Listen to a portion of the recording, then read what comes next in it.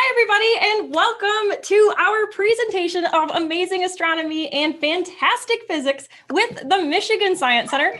We are so excited to be here at Astronomy at the Beach, and this is our first time presenting virtual content for Astronomy at the Beach. So welcome to everybody. Hi, those who are participating on the Michigan Science Center's Facebook page. Welcome to those of us who are participating out in YouTube and even right here in Zoom. I am so excited to be presenting here for you all and talking about some really cool physics concepts.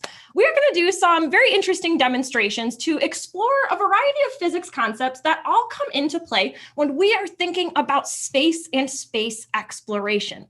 Some of these concepts are often too dark, too far away, and way too big for us to really see. But we've come up with a set of demonstrations here in order to demonstrate some of these awesome physics concepts. Now, I'd love to know where all of you are tuning in from. So if you haven't done so already, please introduce yourself in the chat. I'm seeing lots of people starting to sign on right here on the Michigan Science Center Facebook, some friends out on YouTube. Tell us who you are, where you're watching from. Is this your first Astronomy at the Beach? Are you a Astronomy at the Beach veteran? Do you come every year? And if so, have you seen us there before? We love attending Astronomy at the Beach, and so we are so excited to be bringing presentations to you both today and tomorrow evening, talking about our night sky. All right. Now, we said we have a variety of concepts here to go over, so I thought I'd start with one that is happening all around us all the time. We're going to talk about our universe and the size of our universe. Now, we like to say that the size of our universe is infinite. We so far don't necessarily know of a bound. We haven't found the end of our universe because that is too far away for us to physically see, at least so far. Now, the edge of our universe might exist. You never know. We don't know that for a fact just yet. But what we do know is there's something very interesting going on in space. That space, our universe, is actually expanding. And the best way I know how to demonstrate that is using a really simple demonstration with one of these giant balloons. And you'll notice here on the surface of my balloon, there are some dots. Now, for a moment, I'd like for us to imagine that this balloon, which is right now relatively small and empty, I'd like for us to imagine that this is our universe and that every dot you see down on the surface, I can even give you a little bit of an up-close look. Imagine that every dot on the surface of this balloon represents a galaxy, much like our own Milky Way galaxy. If we start to pump air into our balloon, go back to my main view here. As we add air, right, our balloon will start to expand, much like the universe around us. Now, as I add air, you'll start to notice something kind of interesting happening. If we compared the distance between these dots to our balloon when it started, you'll notice that the space between our galaxies is getting larger. And this is actually the exact same thing that's happening out in our universe. It's not that the galaxies or the planets or the moon or the stars even are getting bigger. It's that the space between them is growing. Now, a very famous scientist actually is the one who first identified this concept. This famous scientist has a also very famous telescope named after them. So pop quiz for you all watching out there on Facebook or in YouTube. Do you know the name of the famous scientist who discovered this concept that first told us that our universe is expanding, that things far away from us are actually getting further and further away? Think about a scientist that might also share his name with a telescope. Let me know in the chat.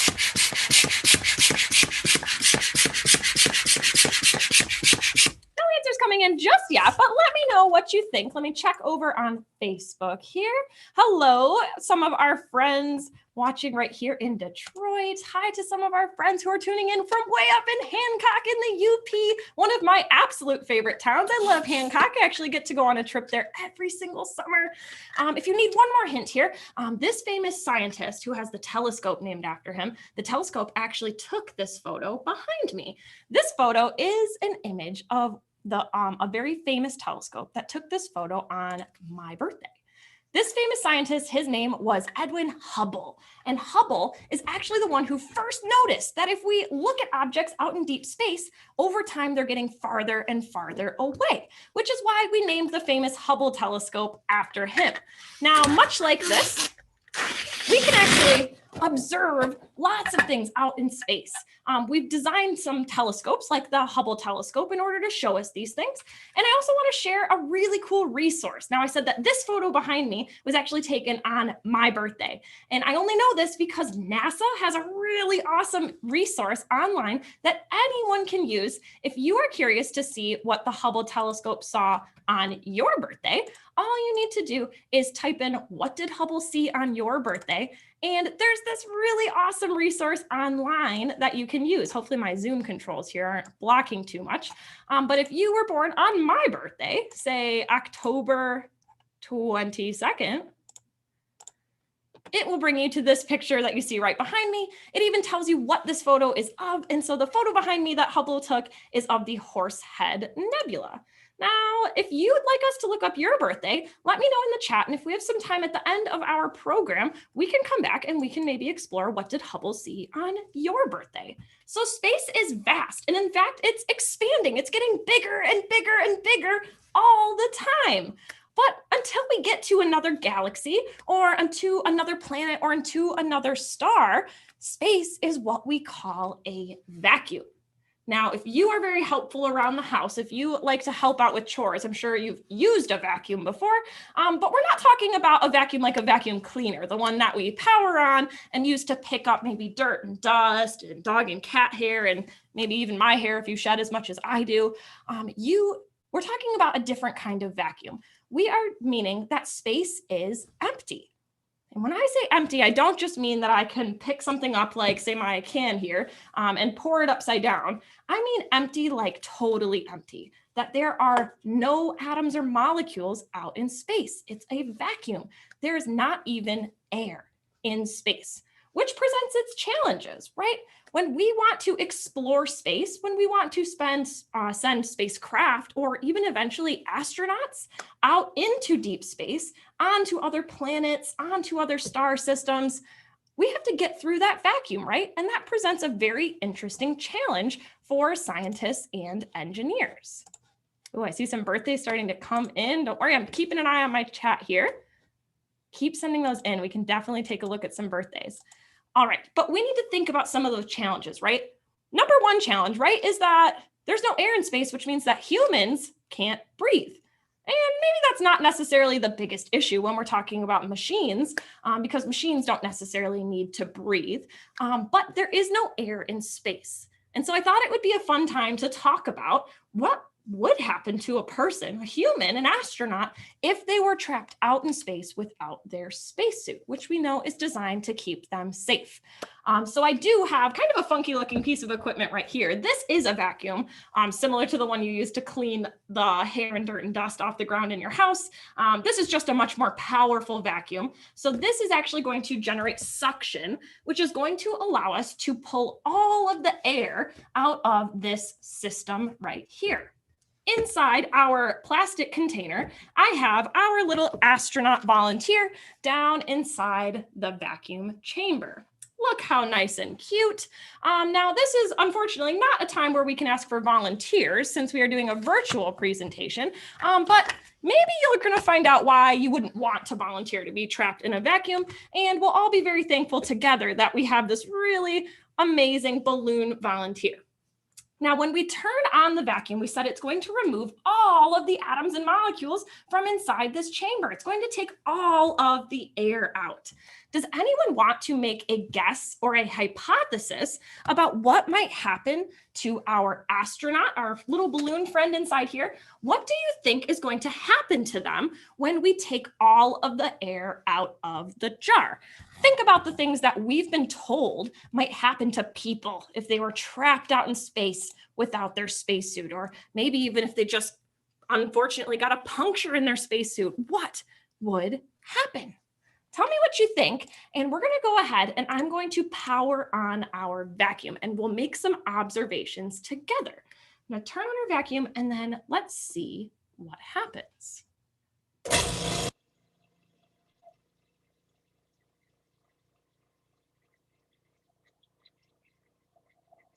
Oh my goodness, look at our balloon volunteer. He's expanded, much like our expanding universe. As soon as we removed all of the air from outside the balloon, there's still air inside the balloon, right? And the funny thing about air is that it will do anything to fill an empty space. It's one of those properties of matter that when atoms and molecules are arranged or are in a gas or a vapor, they will expand to fill the container that they are in.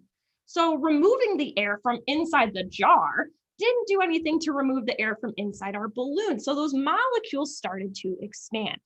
Now, I'm sure many of us have heard the rumor that if you were going to be tossed out into outer space without your spacesuit, that your body would expand, you would explode.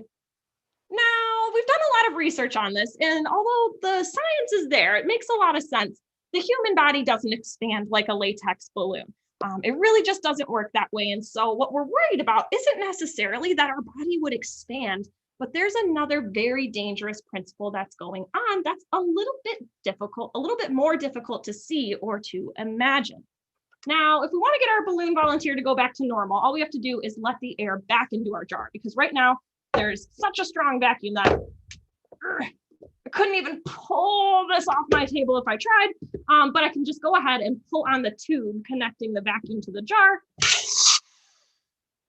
let the air back in, and our volunteer goes right back to their original size. Now, I'm sure we all wish that would happen out in outer space, but again, we said that we're not made out of the same sort of elastic material, so we'd need to be very, very careful if we were to expect that to happen to a human or an actual astronaut. But the other principle we need to think about is what's going to happen to all the different substances inside our body. And the human body, much like the planet Earth, is actually made out of a lot of liquids, right? There's a lot of water flowing through our body. It's helping us with all of our different metabolic processes. It's flowing through our veins in the form of blood. Water is vital to human life. We need it. But let's take a look at what happens to some water if we were to put a container of water inside our vacuum chamber next. Now, this isn't going to expand like our balloon, right? The jar or the beaker here is open on top. There's no lid, so there's really nothing left to expand inside there. But if you have a guess or a hypothesis about what you think might happen to the water down in this container, when I turn on our vacuum chamber one more time, let me know in the chat. This is another one of those things that if you're familiar with space rumors or sci-fi movies, that you might know what's going to happen to this water. Now, keep in mind, all we're doing is removing the air from the container, and we're going to watch what happens. Here we go.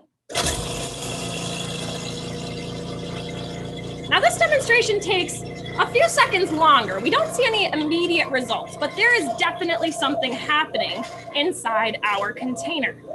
Now, tell me if you notice anything. What is going on? What's happening to the water inside our vacuum chamber? I'm definitely starting to see some motion. It's not that the water is expanding, right? It's not freezing. It's actually doing the exact opposite. It's certainly going through a phase change. Instead of freezing, this water here inside our vacuum chamber is boiling or evaporating. Now, temperature is not the only way that we can manipulate our states of matter. By removing the pressure, the air pressure inside this jar, that water is actually able to evaporate, to turn into water vapor or a gas, much like the air that was inside our balloon. All right, well, go ahead. Let's turn off the vacuum chamber here and we'll let the air back inside. Most importantly, right, we saw that these liquids, this water, boiled when it was exposed to the vacuum of space. And that is really the danger of being trapped out in outer space without your spacesuit, is that all of the liquids inside your body would start to boil just like this water did. Now, we all saw it. It was definitely boiling there. Let's go ahead and let the air back in. And I'm going to try something kind of interesting because we definitely saw that it was boiling. But if I touch the water, don't worry, I'm not just the world's toughest human being. This water is actually quite cold. This water is not warm at all. So we did actually nothing.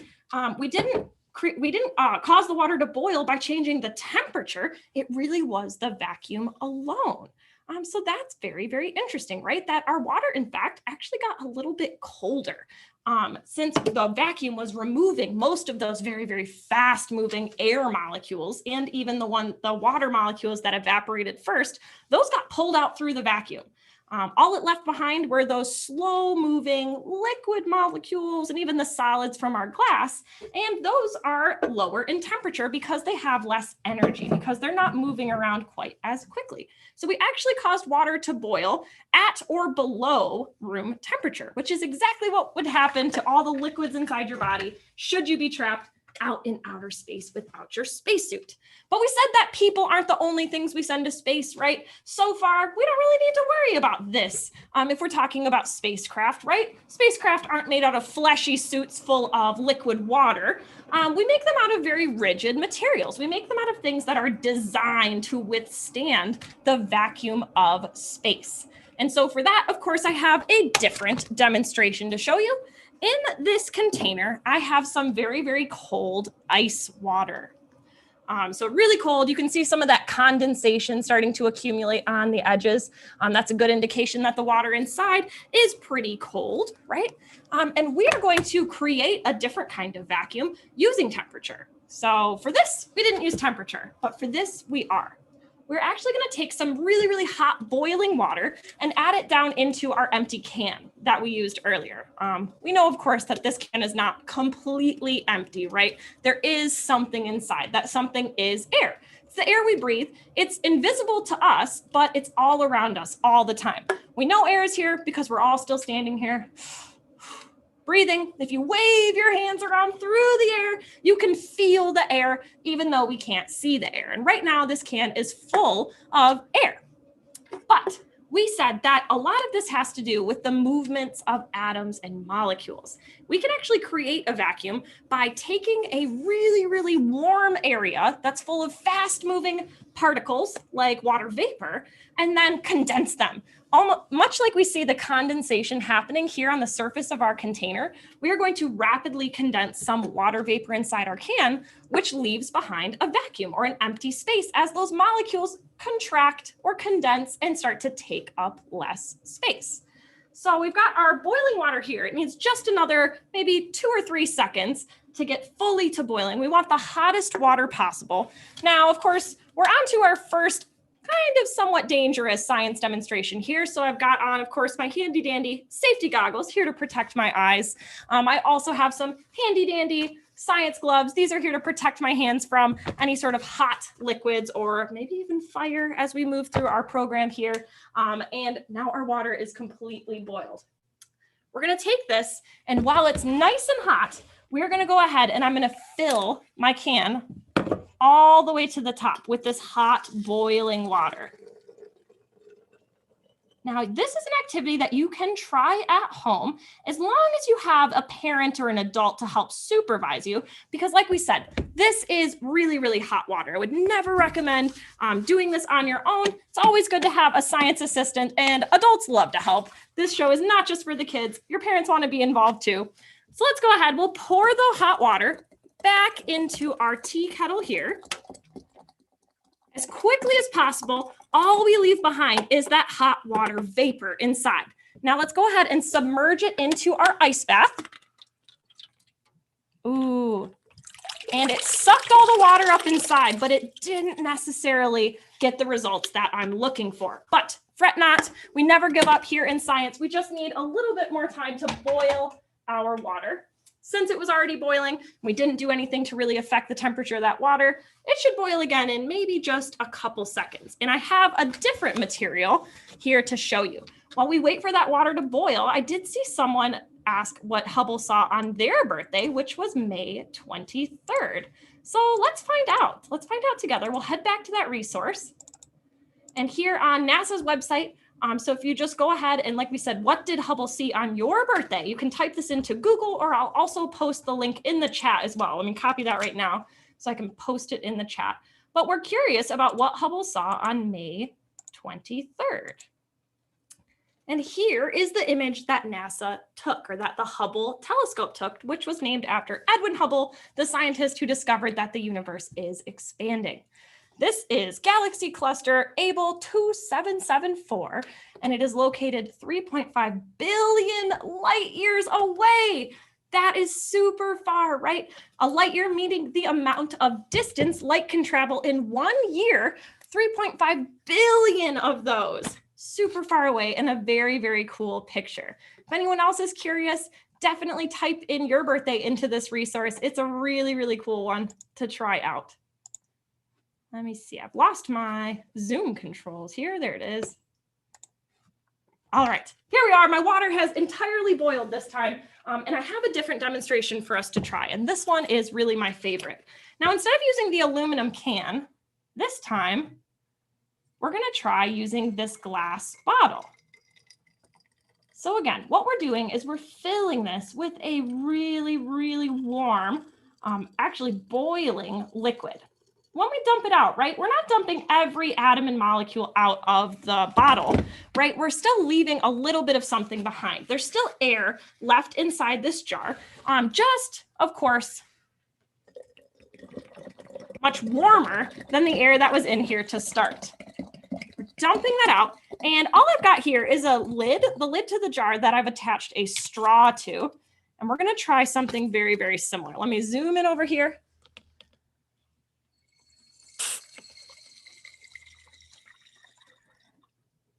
And look at that. This is just one of those plastic drinking straws. I know we don't necessarily like plastic drinking straws. We try to avoid them whenever possible now, but there's no motor or no pump attached to this. It's not plugged in like my vacuum was when we used our vacuum chamber. This was entirely powered by air pressure. Once those hot air molecules inside were forced to rapidly cool down, they shrunk. They took up less space. And we can actually visualize the amount of empty space or vacuum that was left behind by the amount of water that was pulled up into the bottle. So that's how much empty space we left behind when we created that vacuum. And the power of air pressure is extremely, extremely strong. All right.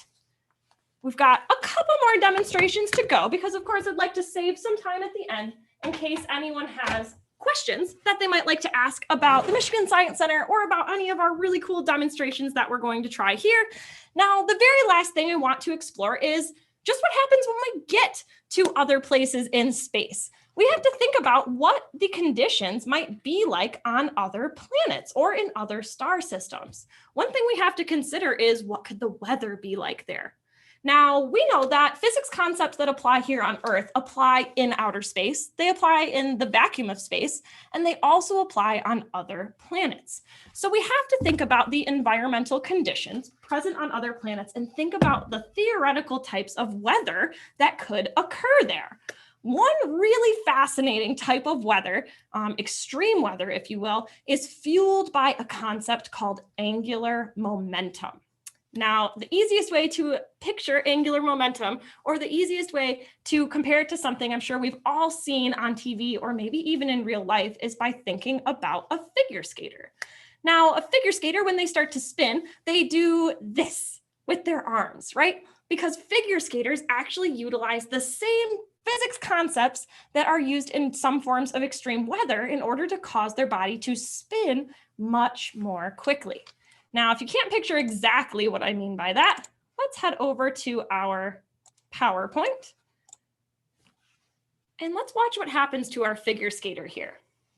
You'll notice that as her arms move towards her body, the speed of her rotation increases.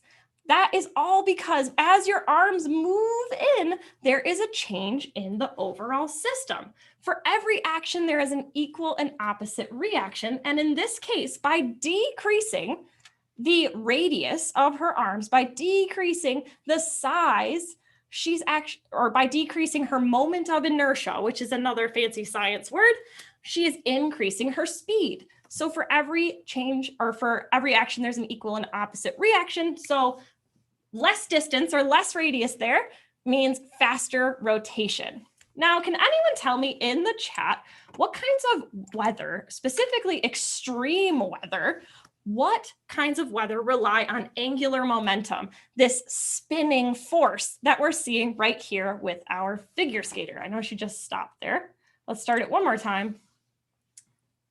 Here we see our figure skater. Tell me in the chat, what kind of extreme weather relies on spinning forces? There's more than one right answer to this. I know I certainly, when I think of things that spin and create really dangerous or really extreme forms of weather, I think immediately of hurricanes. We've had a particularly bad hurricane season here in North America, but we can also use examples such as tornadoes or even vortexes or cyclones. All of these different forms of extreme weather rely on this same physics principle, which we are going to actually create here in our distance learning studio in the form of a fire tornado. Now, don't worry, this is going to be hopefully the smallest fire tornado that's ever existed here on Earth. It's not going to be dangerous, but of course we are working with fire. So again, we always want to make sure that we're being safe. Firstly, we've got our safety goggles on. As always, I'm wearing my Michigan Science Center lab coat to protect my skin and my clothing from anything that could possibly harm me in this experiment. I've got my gloves.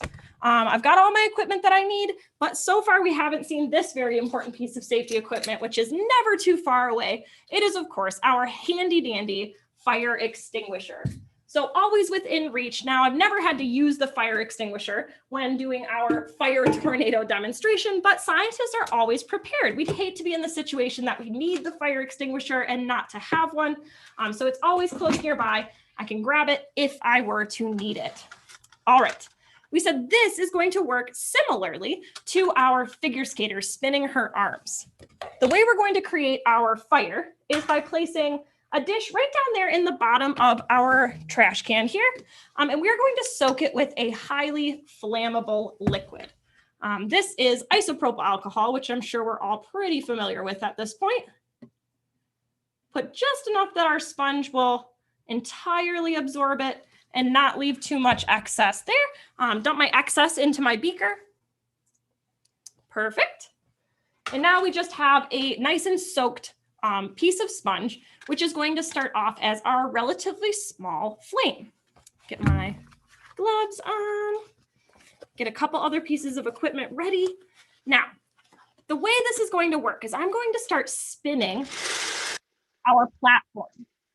And what starts off as a relatively small flame in the bottom is going to grow, because as our can rotates, we are increasing the velocity, right? Which means that there needs to be a change in the system. And you can tell me what you see once we get it going. So we'll get all of our equipment ready.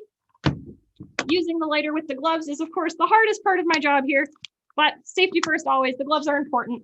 Let's go ahead. I'm going to ignite our sponge down there in the bottom. Observe the relative size and scale of this flame. We'll go ahead, add in our last item here, and then we are going to get started with this rotation and watch what happens to our flame. It very quickly, with almost no rotation at all, becomes a very tall, very narrow, rapidly spinning vortex of fire. Now, fire tornadoes happen here on Earth. They've happened out in the Western United States during some of the forest fires. They've happened in Australia, and these forms of weather can be very dangerous.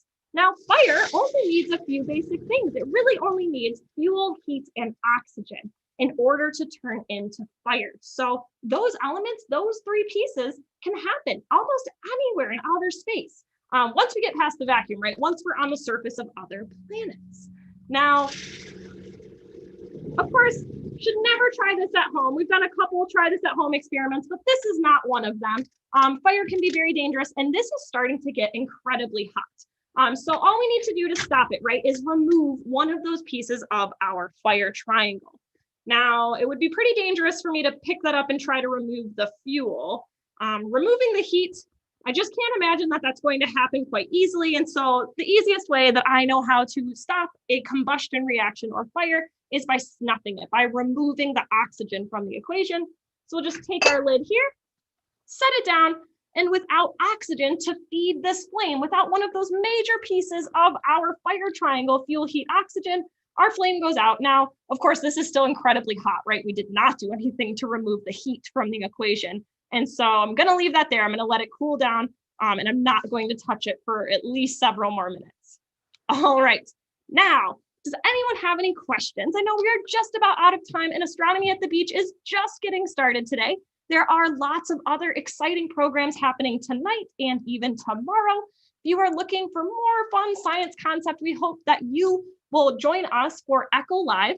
It happens Wednesdays at 2:30 p.m. Eastern on My Sci's Facebook and YouTube channel. You can catch us every week. We cover lots of different topics: fire, space, liquid nitrogen, all sorts of different things. And we're always looking for suggestions. So we hope we'll see you there. And I know that we will also be back here tomorrow with another amazing astronomy presentation and a tour in our virtual planetarium. So check the Astronomy at the Beach website for more details on those. And we hope that we'll catch all of you here next time. Thanks so much for tuning in. Love being here with you guys. And we hope we'll see you back here tomorrow. And we hope we'll get to see you all in person at Astronomy at the Beach next year. Stay safe out there.